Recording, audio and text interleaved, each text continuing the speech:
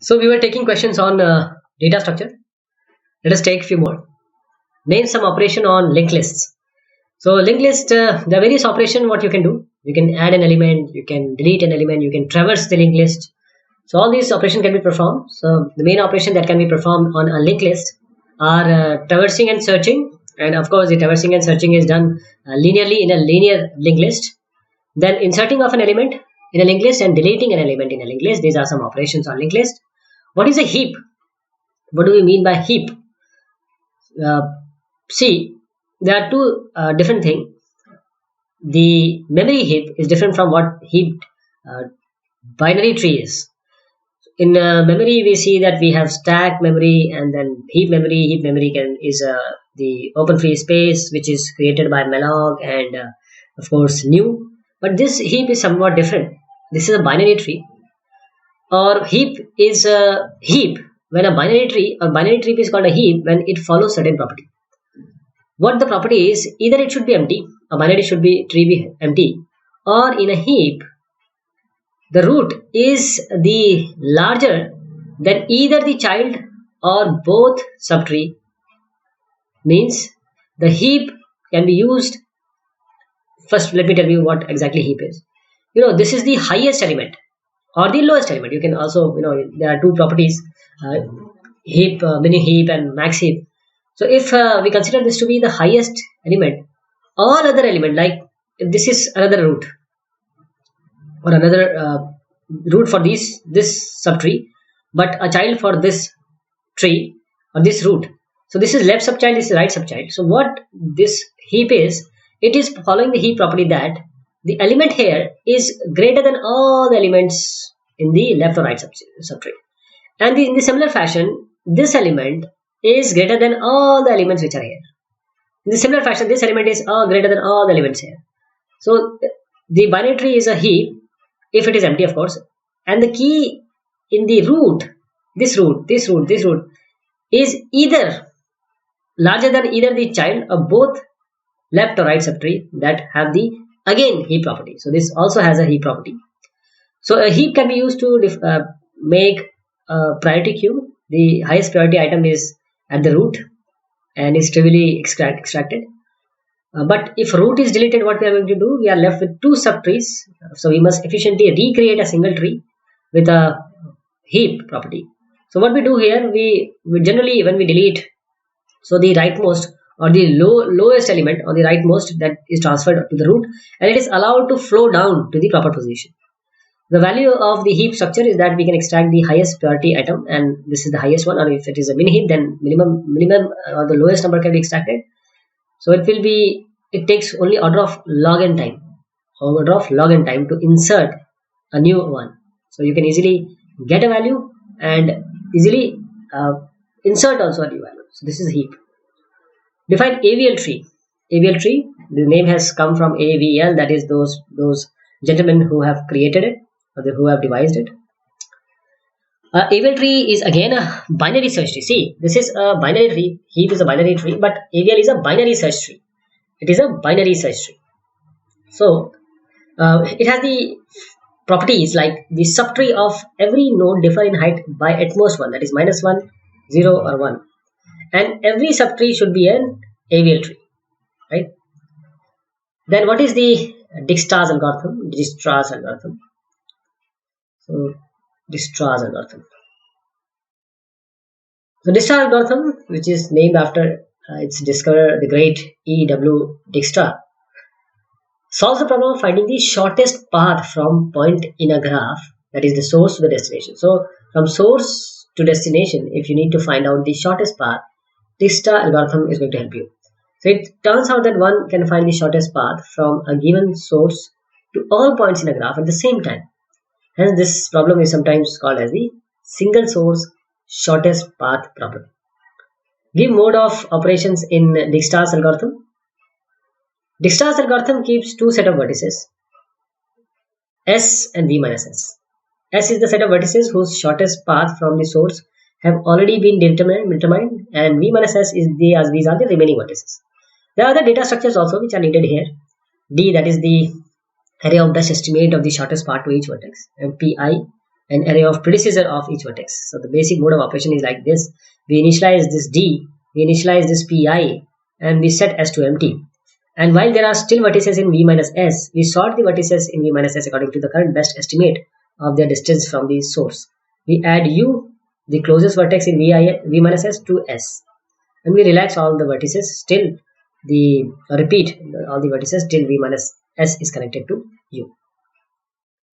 Explain the greedy algorithm. What is the greedy algorithm? Greedy means whatever is there presently, a greedy person will take it, will take there itself. So many algorithms can be formulated as a finite set series of guesses. Example, in the traveling salesman problem, we try to guess each possible tour in turn and determine its cost. So when we have tried them all, we know that there is one, which one is the optimum or least one. However, we must try them all before we can be certain that we know what is the optimum one. So it leads to the order of factorial n algorithm. So intuitive strategies such as building up the salesman tool by adding the city which is the closest to the current city can readily be shown to produce suboptimal tools. Not optimal, but suboptimal tools. So as another example, an experienced chess player will not take an opponent's pawn with his queen because that move would will produce the maximal gain, the capture of a piece, if his opponent is guarding that pawn with another pawn. So in such games, you must look at all the moves ahead to ensure that one you choose is in fact the optimal one. So all chess players know that short-sighted strategies are good recipes for disaster. So there is a class of algorithms, the greedy algorithm, in which we can find a solution by using only knowledge available at that time. The next choice must be made or guess must be made. So the problem of finding the maximum or minimum spanning tree, sorry, not maximum but minimum spanning tree, is a good example of this class. This is greedy algorithm. What are partitions? What do we mean by partitions?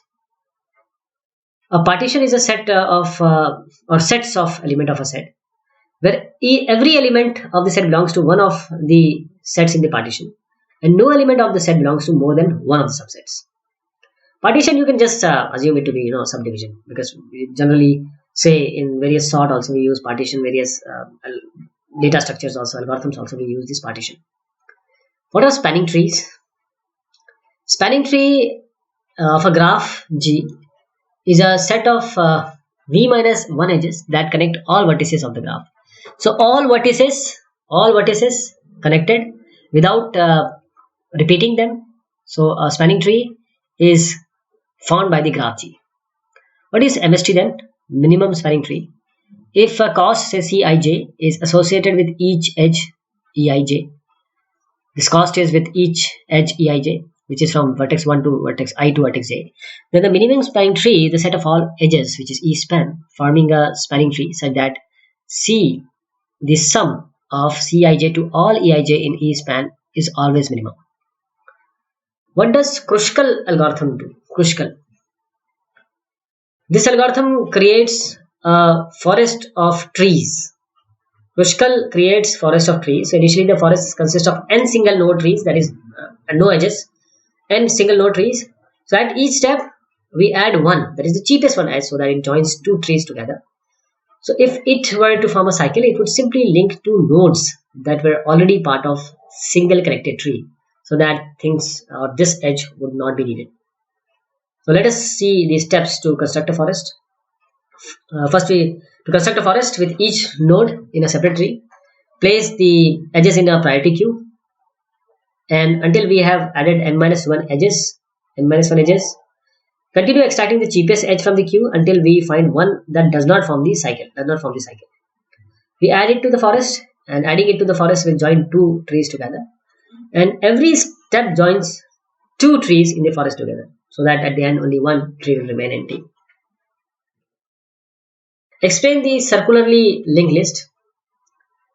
Circular linked list is like this. If you have a linked list, the last one is not pointing to the null. The last node will not point, the pointer of last node will not point to the null, but it will point to the first one. So by ensuring that the tail of the list is always pointing to the head, we can build a circularly linked list. So if the external pointer that, for example, if implemented using struct t node, in this case, in our implementation points to the current tail of the list. Then the head is found trivially by tail next, permitting us to have either LIFO or a FIFO list with only one external pointer. So in modern processors, because the few bytes of memory saved is this way would probably not be regarded as significant. Circularly linked lists would more likely to be used in an application which required a round-robin scheduling or processing. What are doubly linked lists? Doubly linked lists are like this. They have a pointer. They have a pointer to the preceding. This is the previous preceding item, as well as to the next item. So this node will have item previous address also, next address also. What is binary tree? The simplest form of binary tree is simplest form of tree is binary tree. A binary tree consists of a node called the root node, and you have left subtree and right subtree, and both the subtrees are themselves binary tree. But there is a main implication here is, or restriction here is, any node can have maximum of 2 nodes. Because this is binary. Bi means 2. What are complete trees? These are complete trees. A complete tree, this forms a complete tree whose height is defined as the number of links from the root to the deepest leaf. Okay, this is the complete tree. All the nodes are complete. This is a complete tree. What is an M-way search tree? An M-way search tree. First of all, M-way search tree, the definition would be like this: it is empty, or it consists of a root containing J, that is J belongs to 1 to M, because M-way search. J belongs to 1 to M keys, the Kj, and each subtree Ti such that K, which is K is a tree in T0, where K is less than or equal to K1, of K is a key in Ti, where I belongs to between 0 to J, and K belongs to Ki and K plus 1, or I plus 1. And if K is a key in Tj, then K is greater than Kj. So all Ti are non-empty M-way search tree, or all Bi are empty. So what it is saying is, you have a node, okay, it can have these number of keys which we are talking about. So it can point to another node which can have this number of t, it can point to another node which can have another number of trees. So the maximum could be M. This is M-way search tree. What is quicksort algorithm? We have already seen this, but we'll see another discussion or another definition of this. Quicksort is a very efficient sorting algorithm because at one point it can give you order of L log n, that is equivalent to merge sort. So quicksort is very efficient searching algorithm invented by C.A.R. Hoare, H-O-A-R-E. So it has two phases, partitioning phase and the sort phase. So these two phases you can do it iteratively or recursively. Most of the work is done in the partition phase only. This is the main or you can say the heart of the quicksort algorithm. So it works out where to divide the work. The sort phase simply sorts the two smaller problems that are generated in the partition phase. This makes quicksort a good example of divide and conquer strategy for solving problems. So we have already seen an example on this approach in the binary search procedure. We have already done this. So in quicksort, we divide the array of the item to be sorted into two partitions, and then call the quicksort procedure recursively to sort the two partitions. That is, we divide the problem into two smaller ones and then try to conquer by solving the small ones. Program to allocate memory dynamically for strings and store their addresses in array of pointers to strings. Can you make a program like this? So this is the program to allocate memory dynamically for strings and store their addresses in array of pointers to string, array of pointers. So these are the including file. We have a character, say name, character string, int I. This is clear screen. This is a for loop. We want to accept the string from the user. So we do a print up, enter a string on the console, then we say get s. So string will be received from the user. And now we are allocating it malloc string length, because str is this. So str plus 1. We have to take the string length of string so that we know what is the length of the string, and then we add 1. And then we do malloc. We know that malloc returns void, so we have to cast it like character star, and we assign it to name I, which we have given here. Okay. Then we string copy this str to name I. Then we print the strings are. And how we are going to print? This is done 5 times. See, this loop goes for 5 times. So when this is are done, this we can print it. How you are going to print it? Again a for loop for name I. Okay, and then we free the name what we have got. So 0 to 5 we free it. So this is how we allocate memory dynamically for strings, and store the addresses in array of pointers to string. So this is all about the C, or using C we have seen the data structure. Thank you so much.